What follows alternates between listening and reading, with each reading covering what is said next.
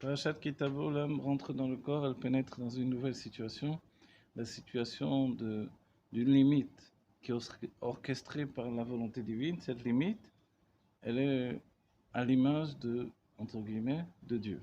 Qu'est-ce que l'image de Dieu?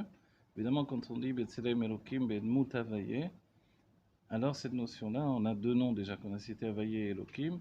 L'un qui est en relation avec la Teva, la nature, le monde naturel, qui lui est l'aboutissement de cette notion de Tovea.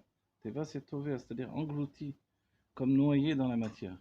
Et ça, c'est le propre du corps dans le fait qu'il est une part de la matière elle-même, et a priori, il va entraîner le fait de se sentir noyé par la matière. Ensuite, il y a l'autre aspect du corps, l'infini, qui vient de la source suprême, supérieure du corps, qui est en fait l'aspect divin du corps. L'aspect divin du corps est tellement élevé qu'il est supérieur à l'aspect divin de la Neshama. C'est pour cela que Parashat Kitavo, depuis le Zohar vers la Chassidut, on sous-entend comme dans le Ler Lecha, c'est l'âme qui descend des mondes divins pour pénétrer dans le corps et accomplir les mitzvot.